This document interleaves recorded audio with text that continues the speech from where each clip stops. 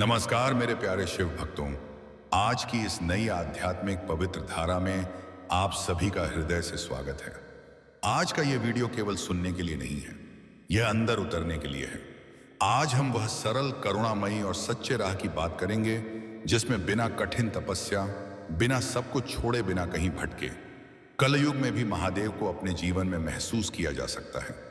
आज आप जानेंगे कि शिव केवल हिमालय में रहने वालों के नहीं हैं, बल्कि टूटे हुए, थके हुए और टूटे हुए दिल वाले सबसे करीब पाए जाते हैं। प्रिय मित्र, जो भी आज इस वीडियो को अंत तक पूरे भाव से सुनेंगे, उनके जीवन के दुख, दर्द, भ्रम और भारीपन को महादेव स्वयं चित्रित करेंगे। यह केवल वचन नहीं है, यह शिव की करुणा का संदेश है। और अगर आप भोलेनाथ के भक्त हैं तो इस वीडियो को लाइक जरूर करें, क्योंकि आपका एक लाइक भी इस शिव ऊर्जा को और बढ़ावा देता है। कमेंट में पूरा भाव से हर हर महादेव जरूर लिखें, ताकि आपकी श्रद्धा इस धारा से जुड़ सके। और अगर आप हमारे चैनल पर नए हैं तो ऐसी ही शुद्ध शिव भक्ति की धारा में निरंतर बने रहने के लिए अभी चैनल को सब्सक्राइब कर लें। अब शांत हो जाओ, श्वास को सहजता से उतरना और इस शिव वाणी को अपने हृदय तक उतारना। साधक, यह प्रश्न कि आज के समय में इस कलयुग में शिव को पाना क्या संभव है, केवल एक जिज्ञासा नहीं है। यह प्रश्न तभी उठता है जब भीतर बहुत कुछ टूट चुका होता है, जब संसार से मिली पहचानें बोझ बन जाती हैं, जब प्रयत्न करते करते थकान इतनी गहरी हो जाती है कि मन कहता है अब और नहीं। उसी क्षण यह प्रश्न जन्म लेता है और वही क्षण शिव का पहला स्पर्श होता है। कलयुग में मनुष्य की सबसे बड़ी पीड़ा यह नहीं है कि वह दुखी है, पीड़ा यह है कि वह अपने दुख को छुपाने की कला सीख चुका है। बाहर से सब कुछ चलता हुआ दिखता है, पर भीतर कुछ थम गया है। लोग कहते हैं समय खराब है, परिस्थितियां कठिन हैं, पर सत्य यह है कि भीतर का सहारा टूट गया है। और जब भीतर का सहारा टूटता है तभी शिव की खोज शुरू होती है। बहुत लोग सोचते हैं कि शिव पाने के लिए त्याग करना पड़ेगा, घर बार छोड़ना पड़ेगा, जंगल जाना पड़ेगा, कठिन तप करना पड़ेगा। यह धारणा मनुष्य को शिव से दूर कर देती है, क्योंकि यह धारणा अहंकार से पैदा होती है कि मैं कुछ करूंगा, कुछ बनूंगा, तब योग्य होऊंगा। शिव इस भाषा को नहीं समझते। शिव प्रयास की नहीं, थकान की भाषा समझते हैं। शिव कोई उपलब्धि नहीं है, वे पुरस्कार नहीं है जो मेहनत के बाद मिले। शिव वह विश्राम है जो तब मिलता है जब तुम हार मान लेते हो। और हार मानना कमजोरी नहीं है, हार मानना उस झूठी लड़ाई से मुक्त होना है जिसे तुम सालों से लड़ते आए हो।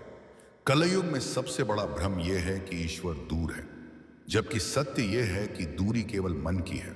शिव कहीं बैठे प्रतीक्षा नहीं कर रहे, वे इस क्षण में हैं, इस श्वास में हैं, इस मौन में हैं। पर मनुष्य इतना शोर कर रहा है कि वह इस मौन को सुन ही नहीं पाता। मनुष्य मंदिर जाता है पर स्वयं से मिलने नहीं जाता।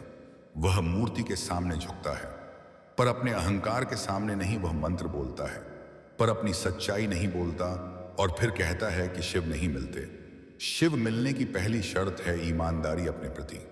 यह स्वीकार करना कि मैं थक गया हूं, यह स्वीकार करना कि मैं उलझा हुआ हूं, यह स्वीकार करना कि मेरे भीतर डर है, क्रोध है, लालच है, असंतोष है। शिव इनसे डरते नहीं, वे इनसे भागते नहीं, वे इन्हीं के बीच उतरते हैं। कलयुग में शिव को पाने का मार्ग कठिन नहीं पर ईमानदार है, और ईमानदारी सबसे कठिन साधना है, क्योंकि ईमानदार होने का अर्थ है मुखौटे उतार देना। यह मान लेना कि मैं जैसा दिखता हूं वैसा नहीं हूं, और जैसे ही यह स्वीकार होता है शिव की उपस्थिति का द्वार खुल जाता है। शिव को सन्यासियों का देवता कहना अधूरा सत्य है। शिव गृहस्थ के भी उतने ही हैं, जो रात को थक कर बिस्तर पर गिरता है और चुपचाप आकाश को देखता है। शिव उस मां के भी हैं जो अपने दर्द को मुस्कान में छुपा लेती है। शिव उस युवक के भी हैं, संगीत, जो भीतर से टूट चुका है पर बाहर से मजबूत दिखने की कोशिश करता है। शिव किसी विशेष वर्ग के नहीं हैं, वे विशेष अवस्था के हैं, और वह अवस्था है समर्पण। समर्पण का अर्थ यह नहीं कि तुम जीवन छोड़ दो, समर्पण का अर्थ है जीवन से लड़ना छोड़ दो। जो हो रहा है उसे होने दो, जो नहीं हो रहा उसे जबरदस्ती मत खींचो। यह छोड़ना ही शिव का द्वार है। कलयुग में सबसे बड़ी तपस्या है भरोसा। और भरोसा वही कर सकता है जो भीतर से थक चुका हो, जो अब नियंत्रण नहीं चाहता, जो अब बस कहना चाहता है, अब तू संभाल। यह वाक्य साधक बहुत शक्तिशाली है। अब तू संभाल। इसमें अहंकार गल जाता है, इसमें झूठी ताकत टूटती है, और जहां झूठी ताकत टूटती है वहीं शिव उतरते हैं। शिव शक्तिशाली के देवता नहीं है, वे टूटे हुए के देवता हैं। वे उस व्यक्ति के साथ खड़े होते हैं जो कह देता है मुझसे नहीं हो पा रहा। संसार इसे ही हार कहता है, शिव इसे द्वार कहते हैं। कलयुग में मनुष्य का सबसे बड़ा रोग है अहंकार, और अहंकार हमेशा भय से पैदा होता है। डर कि मैं कमजोर ना दिख जाऊं, डर कि लोग क्या कहेंगे, डर की नियंत्रण चला जाएगा।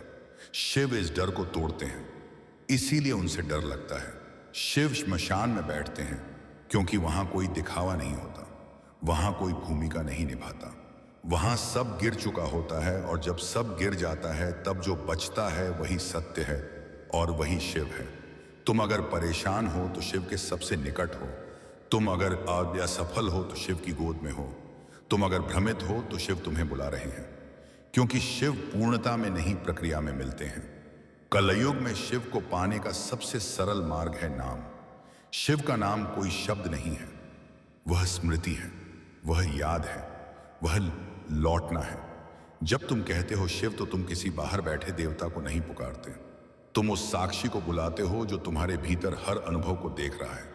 नाम जप का अर्थ है उस साक्षी की ओर लौटना। बहुत लोग नाम जप को हल्के में लेते हैं क्योंकि वह सरल है, पर जो सरल होता है वही गहरा होता है। कठिन चीजें मन को आकर्षित करती हैं, सरल चीजें आत्मा को। नाम जप का पहला प्रभाव बाहर नहीं दिखता, वह भीतर जगह बनाता है। मन धीरे धीरे ढीला पड़ता है, प्रतिक्रियाएं कम होती हैं, विचारों की पकड़ ढीली होती है, और इसी ढील में शिव उतरते हैं। नाम जप कोई मांग नहीं है, वह स्मरण है। जैसे तुम किसी अपने को याद करते हो बिना कारण, वैसे ही शिव को याद करना। कलयुग में सबसे बड़ा भ्रम यह है कि पहले सुधरना होगा तभी ईश्वर मिलेगा, जबकि सत्य यह है कि ईश्वर मिलने के बाद ही सुधार होता है। शिव तुम्हें वैसे ही स्वीकार करते हैं जैसे तुम हो, क्योंकि वे जानते हैं तुम अभी यात्रा में हो। अगर तुम्हारा मन अशांत है तो भी शिव तुम्हारे हैं, अगर तुम क्रोधित हो तो भी शिव तुम्हारे हैं, अगर तुम स्वयं से नाराज हो तब भी शिव तुम्हारे हैं। बस एक शर्त है, ईमानदार रहो, छुपाओ मत। शिव को परफेक्ट भक्त नहीं चाहिए, उन्हें सच्चा भक्त चाहिए। टूटा हुआ चलेगा, झूठा नहीं। नाम जप करते समय कुछ मत चाहो, क्योंकि चाह मन को बांधती है। नाम को बहने दो, और उसके बाद जो मौन आता है वही शिव है। कलयुग में ध्यान इसलिए कठिन लगता है क्योंकि मन बहुत चंचल है, इसलिए शिव ने ध्यान को सरल किया। नाम लो और सुनो। सुनने में मन थमता है, और जहां मन थमता है वहां शिव ठहरते हैं। तुम खड़े हो, बैठे हो, चलते हो, रो रहे हो, शिव हर अवस्था में उपलब्ध हैं, क्योंकि वे अवस्था नहीं है, वे उपस्थित हैं। कलयुग में शिव पाने के लिए बड़े कर्मकांड नहीं चाहिए, उन्हें केवल यह देखना है क्या तुम सच्चे हो, क्या तुम थके हुए हो, क्या तुम अब लड़ना छोड़ने को तैयार हो। शिव पाने का मार्ग ऊपर की ओर नहीं जाता, वह नीचे उतरता है, दिखावे से सच्चाई की ओर, शोर से मौन की ओर, नियंत्रण से समर्पण की ओर। यही शिव का मार्ग है, यही कलयुग की कृपा है, और यह केवल शुरुआत है। अगर यह वाणी तुम्हारे भीतर कहीं हलचल पैदा कर रही है, अगर कुछ भारी सा ढीला पड़ रहा है, तो समझ लेना शिव सुन रहे हैं। आगे हम और गहराई से उतरेंगे, नाम जप की उस शक्ति में जो चेतना को बदल देती है।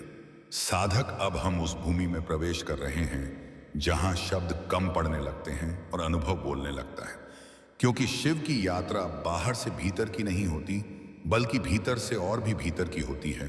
और जैसे जैसे भीतर उतरते हो, वैसे वैसे मन की चालें सामने आने लगती हैं। मन पूछता है, क्या यह सब सच है? क्या केवल नाम लेने से कुछ बदल सकता है? क्या यह स्वयं को बहलाने का एक तरीका नहीं है? यह प्रश्न गलत नहीं है, प्रश्न मन की प्रकृति है। पर समस्या तब होती है जब मन अनुभव से पहले निर्णय कर लेता है। कलयुग का मन बहुत चतुर है, वह हर चीज को मापना चाहता है, तोलना चाहता है। परिणाम देखना चाहता है। वह कहता है, अगर नाम जप में शक्ति है तो मुझे तुरंत शांति क्यों नहीं मिली, मुझे तुरंत समाधान क्यों नहीं मिला। मन भूल जाता है कि उसने वर्षों तक अपने भीतर कितना बोझ जमा किया है। वर्षों के डर, वर्षों की अपेक्षाएं, वर्षों की असफलताएं, वर्षों का आत्मसंघर्ष, और वह चाहता है कि सब कुछ एक पल में बदल जाए। शिव समय की तरह काम करते हैं, धीरे गहराई से संगीत जड़ तक। नाम जप का अर्थ केवल दोहराना नहीं है। नाम जप का अर्थ है ढीला होना, जैसे कोई मुट्ठी वर्षों से भींची हुई हो और धीरे धीरे खुलने लगे। पहले उंगलियां दुखेंगी, झंझनाहट होगी, असहजता होगी। कई बार नाम लेते हुए भीतर से रोने का मन करेगा। कई बार बिना कारण आंखें भर आएंगी। यह कोई कमजोरी नहीं है, यह शुद्धि है। वर्षों से जो दवा था वह बाहर आ रहा है। कलयुग में मनुष्य का सबसे बड़ा डर है अपने भीतर उतरने का, क्योंकि भीतर उतरते ही उसे अपने घाव दिखने लगते हैं और मनुष्य घावों से डरता है। पर शिव घावों में ही प्रकट होते हैं। जहां चोट है वहीं चेतना जागती है, जहां पीड़ा है वहीं करुणा उतरती है। नाम जप करते समय बहुत से लोग कहते हैं विचार आ रहे हैं, ध्यान नहीं लग रहा। पर ध्यान का अर्थ विचारों का ना आना नहीं है। ध्यान का अर्थ है विचारों से लड़ना छोड़ देना। जब तुम नाम लेते हो और विचार आते हैं तो उन्हें रोकने की कोशिश मत करो, बस नाम में लौट आओ। लौटना ही साधना है, बार बार लौटना, बिना क्रोध के, बिना निराशा के। यही करुणा है। अपने प्रति शिव की साधना में कठोरता नहीं है। शिव दंड नहीं देते, वे समझ देते हैं, और समझ धीरे धीरे आती है। जैसे अंधेरे में आंखें धीरे धीरे देखने लगती हैं, वैसे ही संगीत चेतना धीरे धीरे स्पष्ट होती है। नाम जप का एक गहरा रहस्य यह है कि वह मन को पकड़ता नहीं, मन को ढीला करता है। अधिकांश साधन मन को नियंत्रित करना सिखाते हैं, शिव मन को मुक्त करना सिखाते हैं। नियंत्रण में अहंकार छिपा होता है, मुक्ति में समर्पण। जब तुम नाम लेते हो तो यह मत सोचो कि तुम कुछ कर रहे हो, यह भाव छोड़ दो, बस होने दो।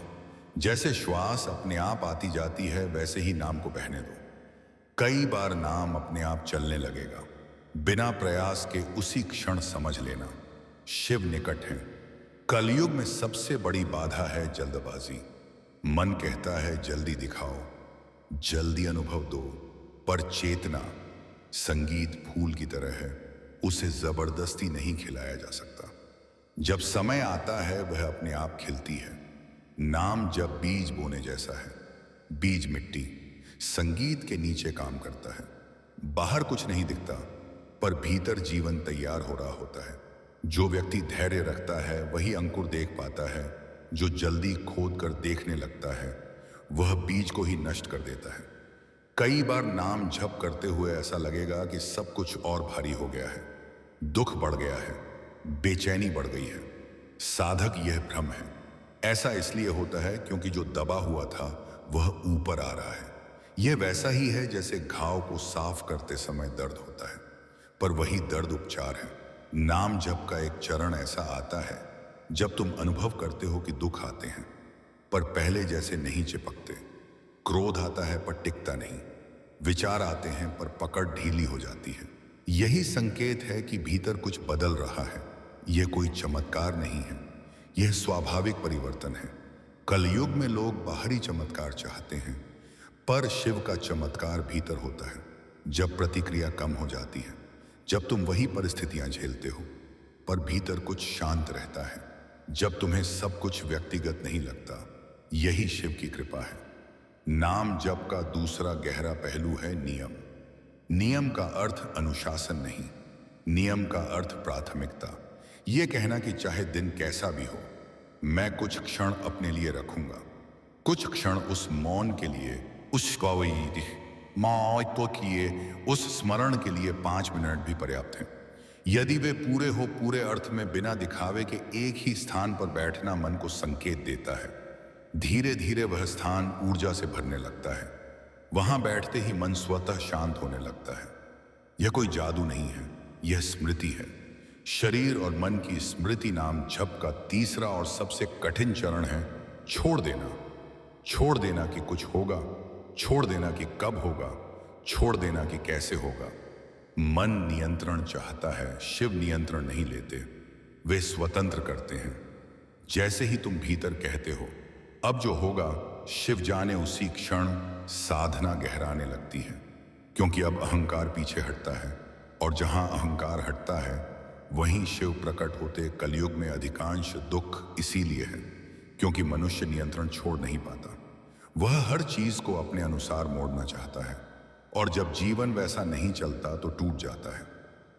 शिव तुम्हें जीवन के साथ बहना सिखाते हैं। बहने में संघर्ष नहीं होता, नाम जप का प्रभाव तुरंत बाहर नहीं दिखता, वह पहले भीतर की परतें खोलता है। पुरानी स्मृतियां, दबे हुए भाव, भूले हुए डर। कई बार नाम लेते हुए अचानक कोई पुराना दृश्य सामने आ जाता है। कोई पुराना दुख यह बाधा नहीं है, यह द्वार है। देखो, पहचानो और नाम में लौट आओ। नाम जप कोई प्रदर्शन नहीं है, यह एकांत की प्रक्रिया है। जितनी गुप्त संगीत उतनी गहरी। कलयुग में सच्चा साधक दिखाई नहीं देता, वह चुपचाप बदलता है। उसकी भाषा बदलती है, उसकी प्रतिक्रिया बदलती है, उसकी दृष्टि बदलती है। नाम जप का अगला चरण है साक्षी भाव। जब तुम नाम लेते हुए अपने मन को देखने लगते हो, देखना कि कौन सोच रहा है, कौन दुखी है, कौन डर रहा है, और जैसे ही तुम देखते हो तुम उससे अलग हो जाते हो। यही शिव तत्व है। शिव साक्षी हैं। धीरे धीरे नाम के साथ एक दूरी बनती है। तुम और तुम्हारे विचारों के बीच यही दूरी मुक्ति की शुरुआत है, क्योंकि अब विचार तुम्हें चलाते नहीं, तुम उन्हें देख पाते हो। कलयुग में मोक्ष मरने के बाद नहीं जीते जी, संभव है। मोक्ष का अर्थ है बोझ से मुक्त होना, जीवन से भागना नहीं, जीवन को हल्का करना। जिम्मेदारियां रहती हैं पर बोझ नहीं रहता, दुख आते हैं पर टूटन नहीं होती। यह शिव की कृपा है। अगर तुम्हें लगता है कि तुम योग्य नहीं हो तो यही तुम्हारी योग्यता है, क्योंकि शिव अयोग्य को ही उठाते हैं। जो खुद को बहुत योग्य समझता है वह भरा हुआ है। शिव खाली में उतरते हैं। नाम जप का सबसे बड़ा रहस्य यही है। तुम जितना कम करते हो शिव उतना अधिक करते हैं।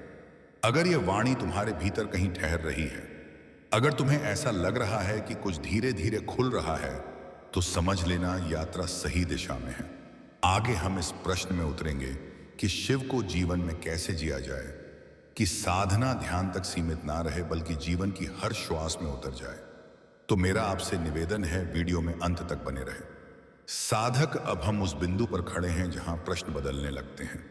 अब यह पूछना कम रह जाता है कि शिव मिलेंगे या नहीं, और यह जानना शुरू होता है कि जो अब तक खोजा जा रहा था वह कभी दूर था ही नहीं। कलयुग में सबसे बड़ी भूल यही है कि हम शिव को एक क्षणिक अनुभव मान लेते हैं। ध्यान में आए, पूजा में आए, नाम जप में आए और फिर चले गए। पर शिव आते जाते नहीं, वे स्थिर हैं। बदलता तो केवल हमारा ध्यान है। जब तुम ध्यान से उठते हो और फिर संसार में प्रवेश करते हो, तब शिव कहीं पीछे नहीं छूटते। अगर छूटते हैं तो केवल तुम्हारी स्मृति से, क्योंकि शिव कोई अवस्था नहीं है जिसे पकड़ा जाए। वे देखने का ढंग है, जीने की शैली है, जागरूकता है। कलयुग में शिव को जीवन में उतारने का अर्थ है हर क्षण को थोड़ा सा अधिक होश से जीना। जब तुम चलते हो तो जानना कि चलना हो रहा है। जब तुम बोलते हो तो जानना कि शब्द निकल रहे हैं। जब तुम दुखी होते हो तो जानना कि दुख उपस्थित है। यह जानना ही शिव है, क्योंकि शिव साक्षी हैं। जो देख रहे हैं वही शिव तत्व में है। मनुष्य अक्सर सोचता है कि ध्यान आंख बंद करने से होता है, पर आंख बंद करना केवल एक सहायक है। असली ध्यान तो आंख खुली जागरूकता है। जब तुम बिना प्रतिक्रिया देख पाते हो तब शिव तुम्हारे साथ होते हैं। क्रोध आए पर तुम उसे पहचान लो, डर आए पर तुम उससे भागो नहीं, इच्छा आए पर तुम उसे पकड़ो नहीं। यह अभ्यास नहीं है, यह समझ है, और समझ आते ही संघर्ष ढीला पड़ने लगता है। कलयुग में जीवन बहुत जटिल हो गया है। इच्छाएं बढ़ गई हैं, तुलना बढ़ गई है, दिखावे की भूख बढ़ गई है, और जितना अधिक बोझ उतना कम शिव का अनुभव। शिव न्यूनतम में वास करते हैं, इसीलिए वे श्मशान में ध्यान करते हैं, जहां कोई संग्रह नहीं, कोई दावा नहीं, कोई पहचान नहीं। शिव को जीवन में उतारने का एक गहरा मार्ग है सरलता। कम चाहो, कम अपेक्षा रखो, कम सिद्ध करने की कोशिश करो। जितना कम भार उतनी अधिक शांति, और शांति ही शिव का निवास है। बहुत लोग कहते हैं कि मैं अकेला हूं, पर अकेलापन तब आता है जब हम स्वयं से कट जाते हैं। सेवा इस कटाव को जोड़ती है। सेवा का अर्थ बड़ा काम नहीं है। सेवा का अर्थ है जो सामने है उसे पूरी उपस्थिति से करना। अगर किसी से बात कर रहे हो तो वहीं रहो। अगर कोई दुखी है तो उसे संगीत सुनो। बिना सलाह दिए, बिना समाधान दिए शिव सुनते हैं।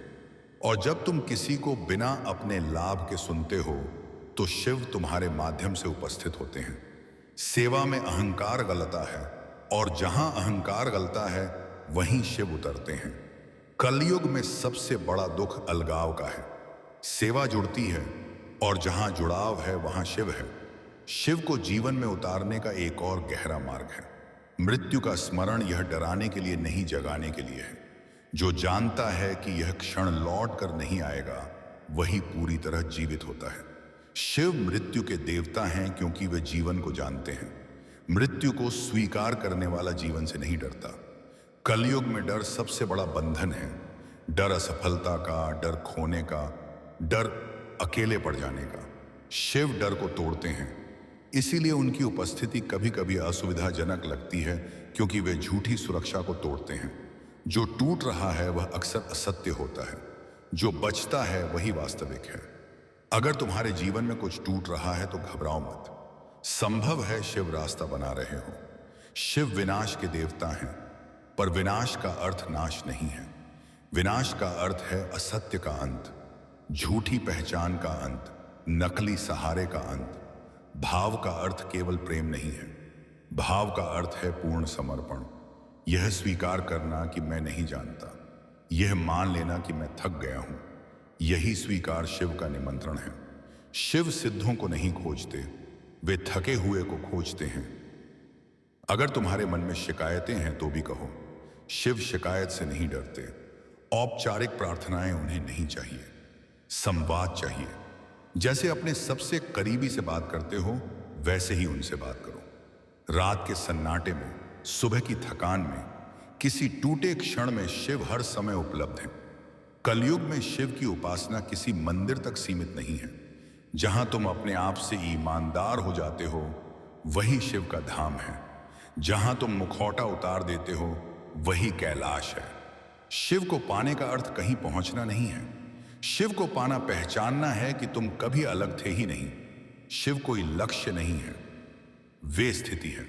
जब तुम कुछ बनने की कोशिश छोड़ देते हो, तभी तुम वह हो जाते हो जो सदा से थे। अगर तुम थके हो तो शिव पास हैं। अगर तुम खाली हो तो शिव प्रकट हैं। कुछ करने की आवश्यकता नहीं है, बस हटने की आवश्यकता है। अहंकार से हटो, डर से हटो, झूठ से हटो। जो बचेगा वही शिव है। यही सबसे सरल मार्ग है। यही कलयुग की सबसे बड़ी कृपा है। और साधक, अगर यह वाणी तुम्हारे भीतर कहीं गहराई तक उतर गई हो, अगर सुनते हुए तुम्हें लगा हो कि कोई तुम्हारे मन की बात कह रहा है, तो इस वीडियो को लाइक जरूर करना। यह लाइक केवल एक क्लिक नहीं है, यह इस बात की स्वीकृति है कि तुम इस यात्रा के लिए तैयार हो। अगर तुम पहली बार इस शिव वाणी से जुड़े हो तो चैनल को सब्सक्राइब जरूर कर लो, ताकि ऐसी ही गहन, शांत और जागृत करने वाली वाणियां सीधे तुम्हारे हृदय तक पहुंचती रहे। और कमेंट में बस इतना लिख दो, महादेव मैं तैयार हूं, या जय शिव शंभू, ताकि यह ऊर्जा केवल सुनने तक सीमित नहीं बल्कि